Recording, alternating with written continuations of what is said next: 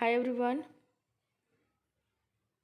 In today's biology class, we are going to discuss types of diseases from the lesson Health and Diseases, the class 8th SSC. Previous class में हमने ये lesson start किया हुआ, ये second lesson है 8th standard की book में से।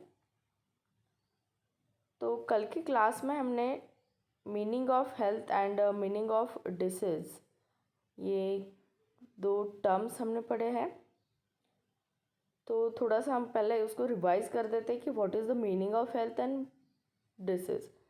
तो health means the state of physical, mental and social well beingness and not merely the absence of any disease.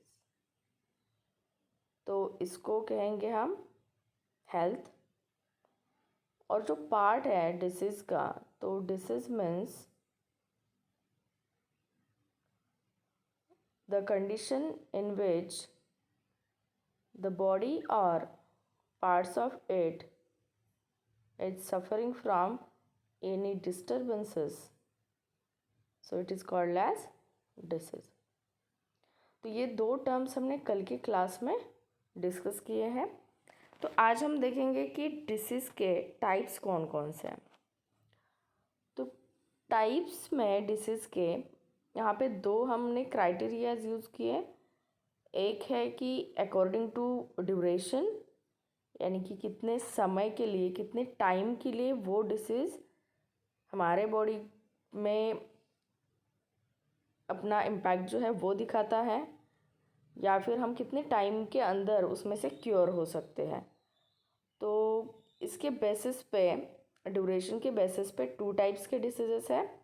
और दूसरा जो यूज़ किया है क्राइटेरिया वो है अकॉर्डिंग टू देयर रीज़न। तो डिसीज़ से सफ़र हो रहे, तो हमने पहले ही कहा है कि हेल्थ से रिलेटेड 3 टर्म्स है, जैसे कि सोशल है, मेंटल है एंड फिजिकल भी है। तो अकॉर्डिंग टू रीज़न अगेन इनके डिफरेंट टाइप्स है। तो पहले हम देखते हैं कि अकॉर्डिंग टू ड्यूरेशन ये डिसीजेस के कौन कौन से टाइप्स है। तो ड्यूरेशन अगर हम देखते हैं, यानी कि टाइम पीरियड जो है वो अगर हम कंसिडर करेंगे, तो यहाँ पे डिसीज़ के 2 टाइप्स हैं। कौन से 2 टाइप्स हैं? तो first one is acute disease and next one is chronic disease. तो जो एक्यूट डिसीज़ होता है वो शॉर्ट ड्यूरेशन के लिए होता है। एक्यूट डिसीज़ जो होता है वो शॉर्ट ड्यूरेशन के लिए होता है। वैसे क्रोनिक डिसीज़ अगर हम देखते हैं, तो क्रोनिक डिसीज़ जो है वो लॉन्ग लास्टिंग है। एक्यूट डिसीज़ शॉर्ट ड्यूरेशन के लिए होता है, और जो क्रोनिक डिसीज़ है वो लॉन्ग लास्टिंग है, यानी कि इससे हम टोटली क्योर नहीं हो सकते हैं। और जो शॉर्ट ड्यूरेशन के डिसीज़ होते हैं उसको हम एक्यूट डिसीज़ कहते हैं, जिसमें से हम बहुत जल्दी रिकवर हो सकते हैं और कम्प्लीटली रिकवर हो सकते हैं हम एक्यूट डिसीज़ से। तो ये 2 टाइप्स है अकॉर्डिंग टू ड्यूरेशन। तो इसके डिफरेंस के साथ हम देखेंगे कि ये डिसीजेस क्या है। तो जो एक्यूट डिसीज़ होते हैं वो शॉर्ट ड्यूरेशन के हैं, और जो क्रोनिक डिसीजेस है वो लॉन्ग लास्टिंग होने की वजह से इसमें से क्या होता है, वीकनिंग का इफ़ेक्ट जो है वो हमारे बॉडी के ऊपर देखने के लिए मिलता है। यानी क्रोनिक डिसीज़ से अगर पर्सन सफ़र होता है तो वो उसकी जो बॉडी है वो बॉडी वीक बनती है। जो एक्यूट डिसीज़ से सफ़र हो रहे हैं तो वो पेशेंट कम्प्लीटली रिकवर हो सकते हैं आफ्टर द क्योर, मतलब ट्रीटमेंट लेने के बाद वो जो पर्सन है, ये पेशेंट है, वो टोटली रिकवर हो सकते हैं। बट जो क्रोनिक डिसीजेस है उसमें से पेशेंट कम्प्लीटली रिकवर होने के चांसेस कम हैं, यानी कि वो वहाँ से रिकवर नहीं होते हैं। तो उनको ये लॉन्ग लास्टिंग है, इसकी वजह से यहाँ पे विथ ट्रीटमेंट, ये ट्रीटमेंट जो है उस पर्टिकुलर डिसीज़ के लिए, तो वो ट्रीटमेंट उन्हें कंटिन्यू करनी पड़ती है। जो एक्यूट डिसीजेस है तो इसका जो इफ़ेक्ट है वो हमारे वेट के ऊपर या जो बॉडी है इसके ऊपर हमें उसका इफ़ेक्ट देखने के लिए नहीं मिलता है, यानी कि बॉडी का वीकनिंग या फिर लॉस ऑफ वेट, तो ऐसी कंडीशंस यहाँ पे एक्यूट डिसीजेस में नहीं देखने के लिए मिलती है। बट अगर पर्सन क्रोनिक डिसीज से सफ़र हो रहा है तो इसका इफ़ेक्ट लॉन्ग लास्टिंग है। इसकी वजह से यहाँ पे जो वर्क करने की इफ़िशियंसी है वो डिक्रीज़ हो जाती है, क्योंकि यहाँ पे क्या होता है, इसका जो इफ़ेक्ट है वो पेशेंट के बॉडी के ऊपर हमें देखने के लिए मिलता है। इसकी वजह से क्या होगा, यहाँ पे वर्क करने की इफ़िशियंसी जो है वो बहुत कम हो सकती है। अब यहाँ पे अगर हम एग्जांपल्स देखते हैं तो एक्यूट डिसीजेस में कफ एंड कॉमन कोल्ड, और क्रोनिक डिसीजेस में ट्यूबरकुलोसिस, डायबिटीज़ एंड अस्थमा। तो ये जो यहाँ पे एग्जांपल्स लिए, इसको अगर हम देखते हैं तो हमें पता चलता है कि ये जो क्रोनिक डिसीजेस है ये लॉन्ग लास्टिंग है, और यहाँ पे जो एक्यूट डिसीजेस है वो ट्रीटमेंट से हम उसमें से रिकवर हो सकते हैं। तो कॉमन कोल्ड या कफ से अगर पर्सन सफ़र होता है तो उसका इफ़ेक्ट हमारे वेट पे, या हम ऐसे वीक फील करते हैं या टायर्डनेस हमें फील होती है, ऐसा बिल्कुल भी नहीं होता है।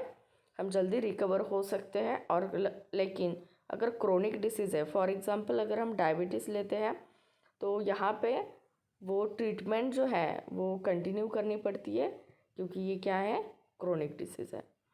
तो ये अकॉर्डिंग टू ड्यूरेशन ये 2 टाइप्स है। अब हम नेक्स्ट बात करते हैं। तो नेक्स्ट जो टाइप्स है वो अकॉर्डिंग टू रीज़न है, कि जो डिसीज़ है उसके पीछे रीज़न क्या है। तो यहाँ पे मेन 2 टाइप्स हैं। तो मेन 2 टाइप्स में फर्स्ट वन जो है वो है कंजेनाइटल डिसीज़, और जो सेकंड वन है वो है एक्वायर्ड डिसीज़। तो सबसे पहले हम इसका जो डिफरेंस है वो देखेंगे कंजेनाइटल एंड एक्वायर्ड में। तो जो कंजेनाइटल डिसीजेस है इसमें example haemophilia and colour blindness है। तो कंजेनाइटल डिसीजेस हम कौन से डिसीजेस को कहते हैं, तो जो डिसीजेस बाय बर्थ जो डिसीजेस होते हैं कौन से भी पर्सन को, तो वो कंजेनाइटल डिसीजेस है, यानी कि हेरिडिटी। तो हेरिडिटरी डिसीज है जो कि पेरेंट्स से ऑफस्प्रिंग में या पेरेंट्स से प्रोजिनी में आते हैं, तो वो बाय बर्थ उस पर्सन के बॉडी में रहते हैं, तो उसको हम कहेंगे कंजेनाइटल डिसीजेस। और जो एक्वायर्ड डिसीजेस है, तो एक्वायर्ड डिसीजेस में क्या है, आफ्टर देयर बर्थ के बाद जो भी पर्टिकुलर पर्सन को जो भी डिसीजेस होंगे तो वो आएंगे एक्वायर्ड डिसीजेस की कैटेगरी में। तो यहाँ पे मेन डिफरेंस क्या हुआ, कंजेनाइटल का मतलब क्या है, जो कि बाय बर्थ होते हैं यानी कि हेरिडिटरी डिसीजेस होते हैं, और एक्वायर्ड डिसीजेस यानी कि आफ्टर देयर बर्थ के बाद जो डिसीजेस होंगे वो डिसीजेस एक्वायर्ड डिसीजेस है। तो यहाँ पे ये कंसेप्ट का हमने डिफरेंस देखा। अब जो एक्वायर्ड डिसीजेस है वो अगेन डिवाइड हो गए 2 कैटेगरीज में। फर्स्ट वन जो है वो है कम्युनिकेबल डिसीजेस और इन्फेक्शियस, और दूसरी जो कैटेगरी है वो है नॉन कम्युनिकेबल डिसीजेस और नॉन इन्फेक्शियस। तो इसी वर्ड से हम देखेंगे इनका मीनिंग क्या है। तो यहाँ पे इन्फेक्शियस है, यानी कि इन्फेक्ट करने के लिए यहाँ पे कुछ तो प्रेजेंट है। तो कौन इन्फेक्ट करता है, तो इन्फेक्शन कौन करता है, पैथोजन। तो माइक्रो ऑर्गेनिज्म को हमने पढ़ा है लास्ट क्लास में। तो जो माइक्रो ऑर्गेनिजम्स है जो डिसीज कॉज कर सकते हैं तो उसको हम कहते हैं पैथोजन।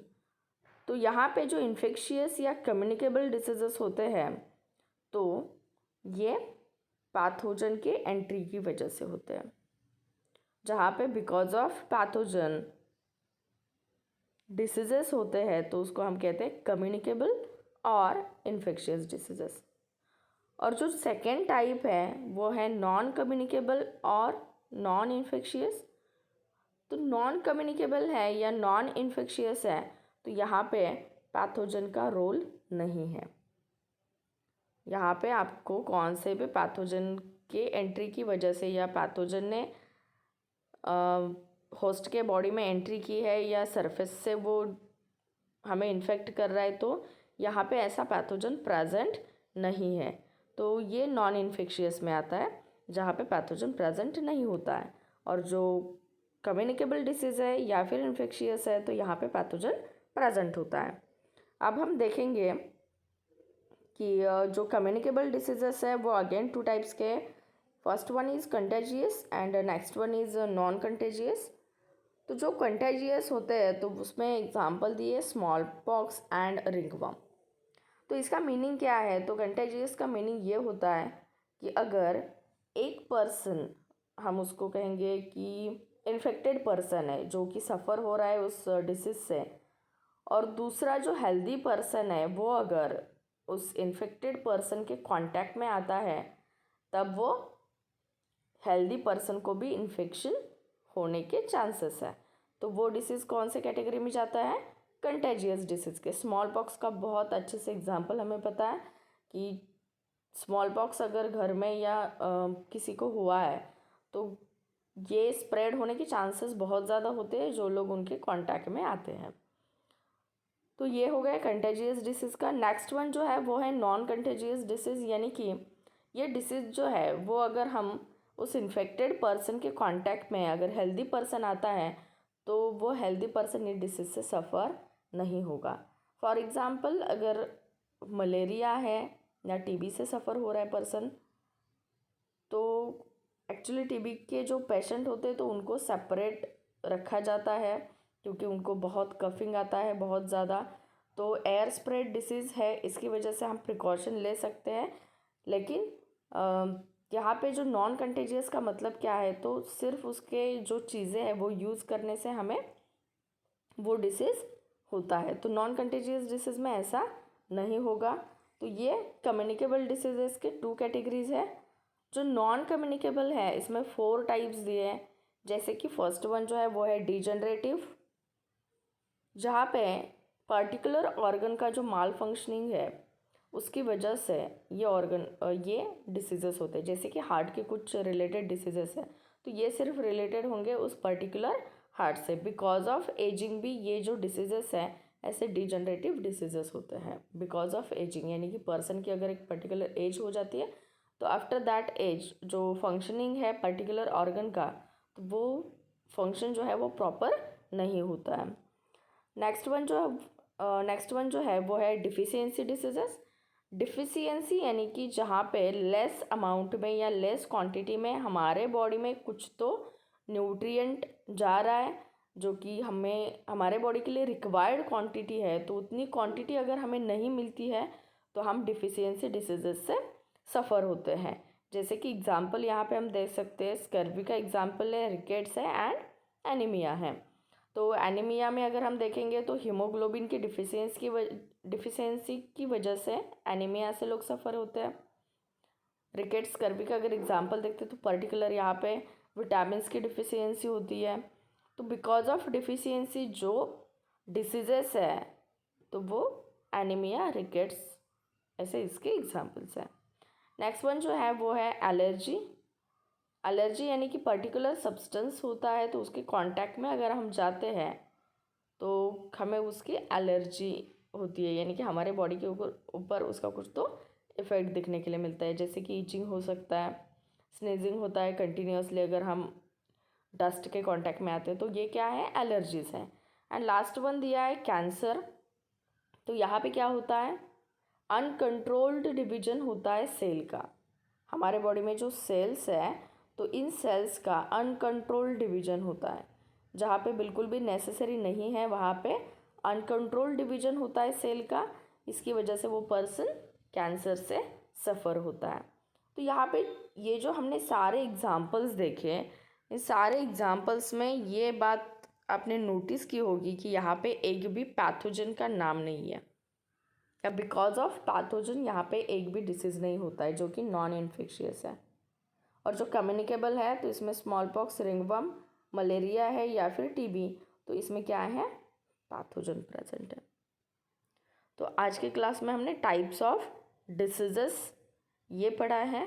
नेक्स्ट क्लास में हम with the help of chart disease का जो नाम है उसको कॉज करने के लिए कौन सा पैथोजन प्रेजेंट होता है, वो पैथोजन वायरस है, बैक्टीरिया यानी कि माइक्रो ऑर्गेनिज्म के कौन से ग्रुप में से वो आता है। उसके बाद मीन्स ऑफ स्प्रेड यानी कि वो स्प्रेड कैसे होता है, एयर से या वाटर से या